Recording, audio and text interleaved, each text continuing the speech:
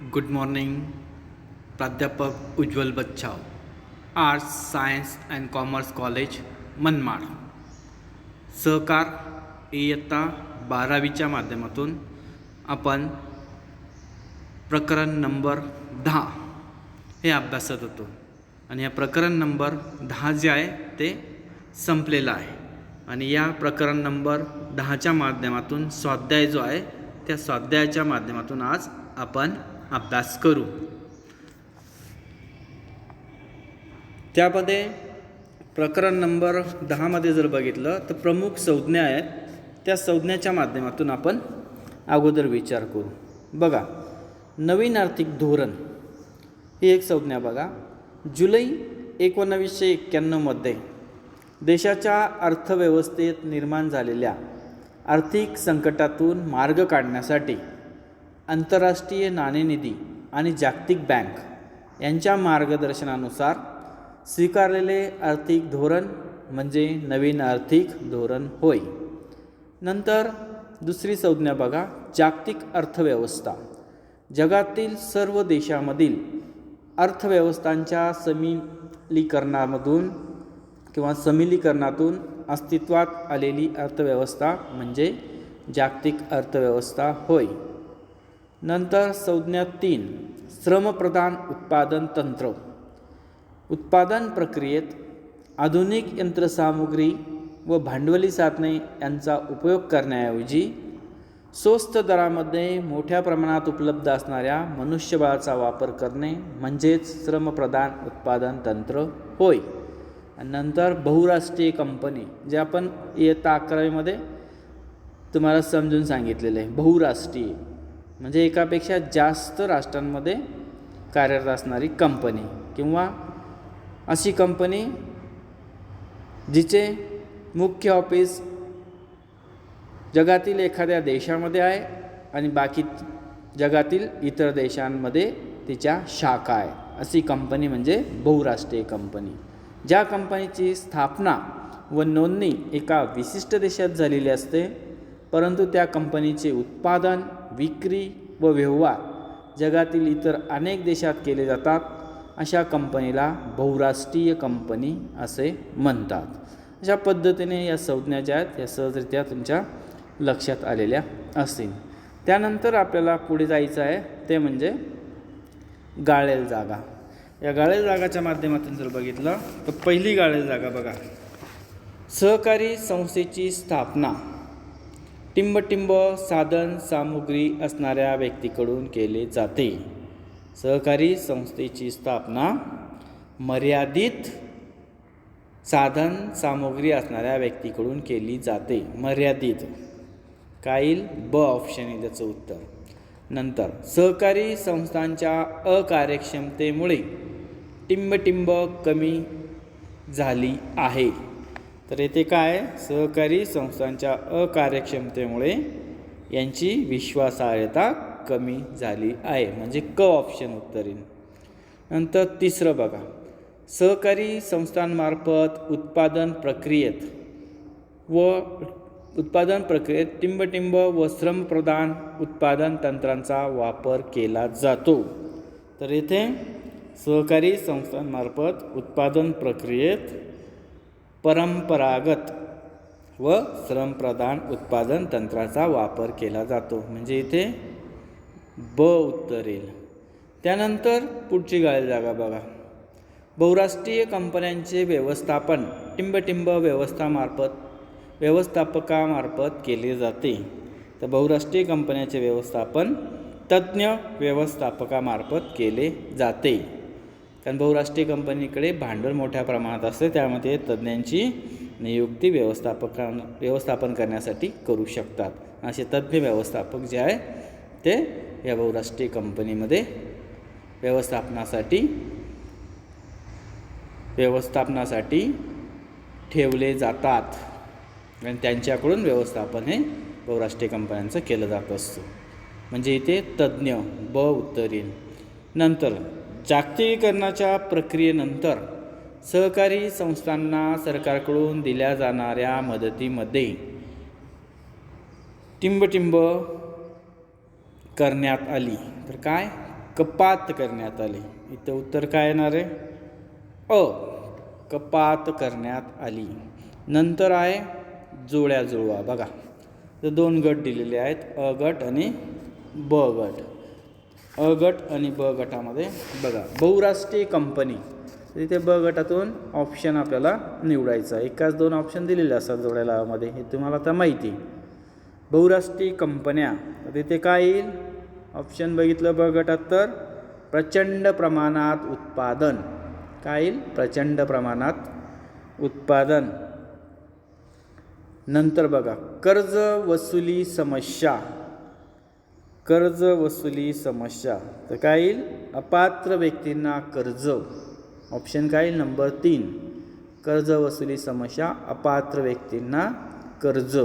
अपात्र व्यक्तींना कर्ज दिल्यामुळे जी वसुली आहे ती होत नाही. नंतर ग्राहक. ग्राहक काय? स्पर्धायुक्त बाजारपेठेचा राजा. ग्राहक काय? स्पर्धायुक्त बाजारपेठेचा राजा, म्हणजे ब गटातील 2 हे उत्तर येणार आहे. नंतर क बघा खालील विधानासाठी एक शब्द किंवा शब्दसमूह लिहा. शब्द किंवा शब्दसमूह लिहा. तर तिथे बघा पहिलं वाक्य आहे स्पर्धात्मक बाजारपेठेतील राजा. ते आपण आत्ताच बघितलं जोड्यालामध्ये. तर कोण?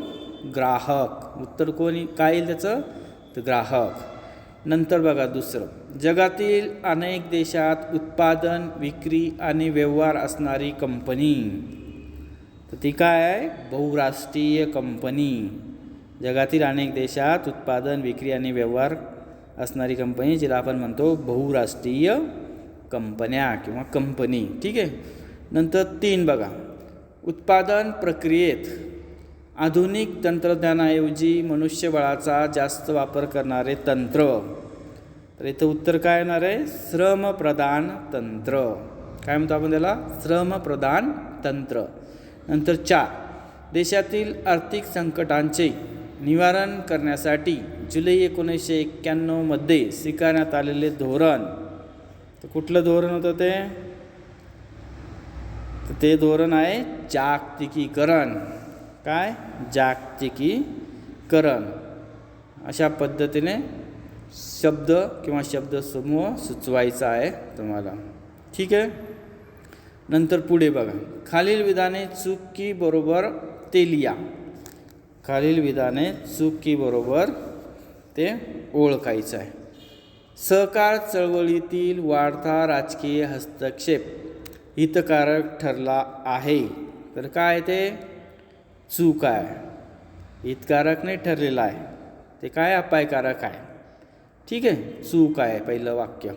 दुसरं, सहकारात नफ्यापेक्षा सेवेला अधिक महत्त्व दिले जाते. तर बरोबर आहे. हे आपण 11वीपासून शिकतो आहे. नंतर 3 मर्यादित भांडवलामुळे सहकारी संस्थेचे व्यवस्थापन करण्यासाठी कुशल मनुष्यबळाचा वापर करणे शक्य होत नाही. तर हे काय आहे? बरोबर आहे. मर्यादित भांडवलामुळे सहकारी संस्थेचे व्यवस्थापन करण्यासाठी कुशल मनुष्यबळाचा वापर करणं शक्य होत नाही. तर काय? बरोबर आहे. नंतर 4 बघा स्पर्धात्मक बाजारपेठेत ग्राहकांना दुय्यम स्थान असते. तर ते काय? चूक आहे. स्पर्धात्मक बाजारपेठेत ग्राहकांना प्रमुख स्थान असतं, तर इथे दुय्यम म्हटले, त्यामुळे काय? चूक आहे. आणि तेथे ग्राहक काय असतो? राजा असतो स्पर्धात्मक बाजारपेठेत, त्यामुळे हे काय? चूक आहे. नंतर 5 बघा अपात्र व्यक्ती व संस्थांना अयोग्य कारणासाठी दिलेल्या कर्जामुळे थकबाकीचे प्रमाण वाढते. तर ते काय? बरोबर आहे. ठीक आहे. नंतर खालील विधाने पूर्ण करा. तिथे बघा ते वाक्य तुम्हाला पूर्ण लिहायचं आहे शब्द बरोबर. तुमचा जर अभ्यास असेल, पाठांतर असेल, माहिती असेल, तर तुम्ही योग्य शब्द तिथं निवडून ते वाक्य पूर्णपणे आन्सरमध्ये लिहायचं आणि त्याला अंडरलाईन करायची असते. तर स्पर्धात्मक बाजारपेठेत टिंबटिंब हा राजा असतो. तर ते तुम्हाला माहिती झालं. काय? तर ग्राहक हा राजा असतो. ठीक आहे.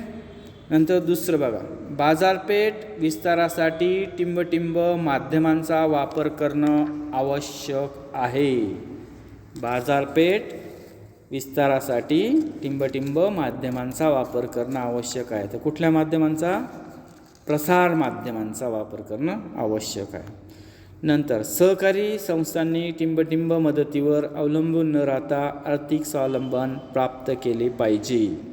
तर इथे सरकारी संस्थांनी सरकारी मदतीवर, इथे काय शब्द? सरकारी मदतीवर अवलंबून न राहता आर्थिक स्वावलंबन प्राप्त केले पाहिजे. नंतर कर्मचाऱ्यांच्या प्रशिक्षणामुळे सहकार चळवळीचा टिंबटिंब विकास होईल.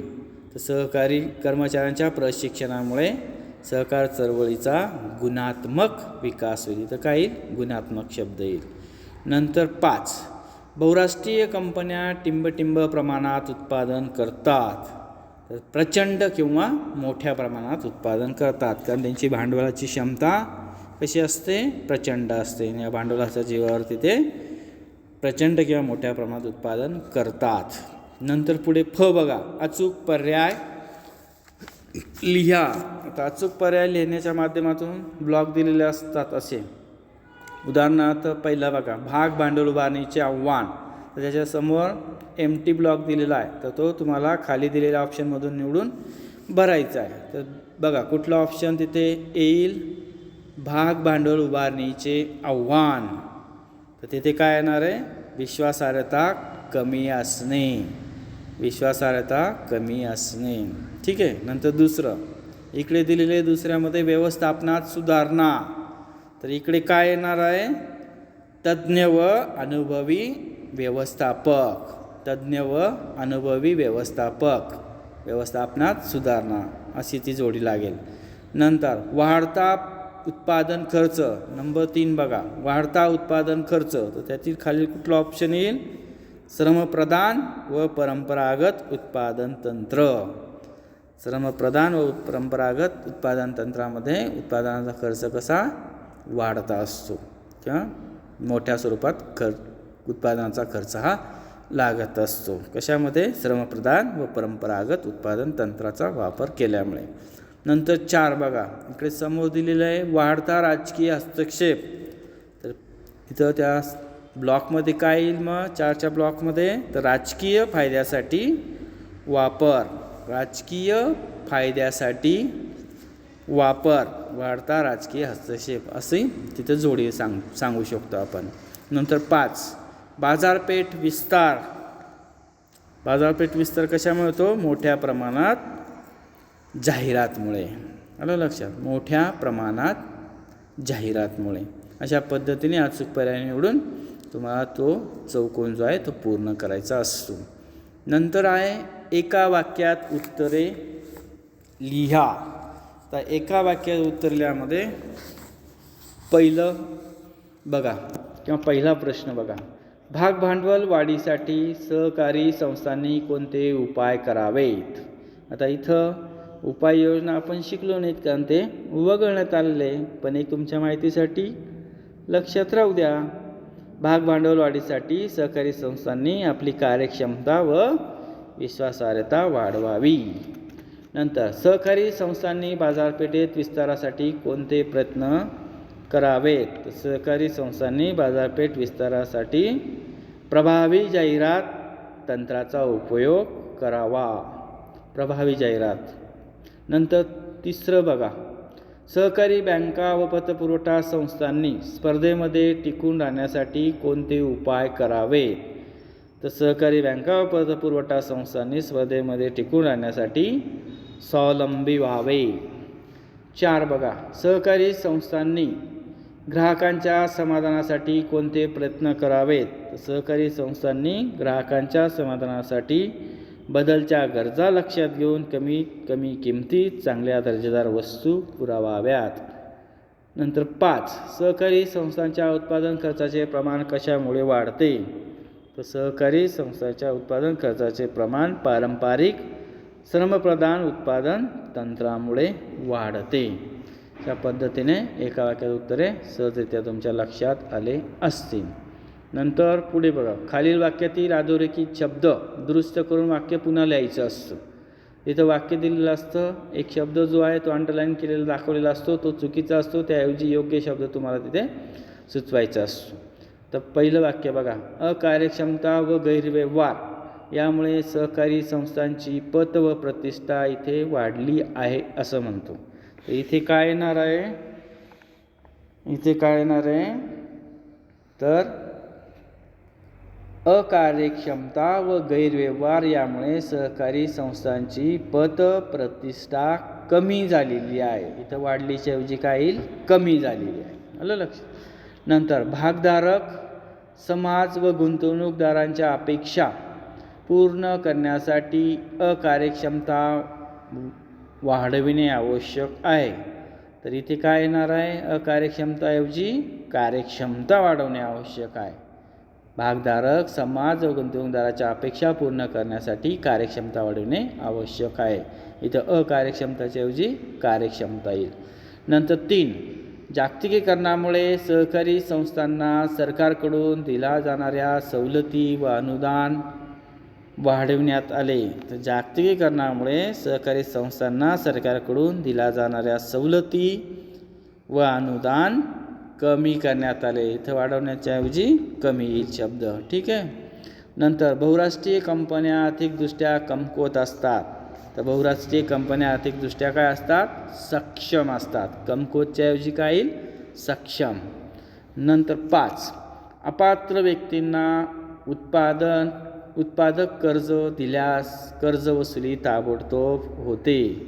तर इथे अपात्राच्या ऐवजी काय येईल, पात्र व्यक्तींना उत्पादक कर्ज दिल्यास कर्ज वसुली ताबडतोब होते.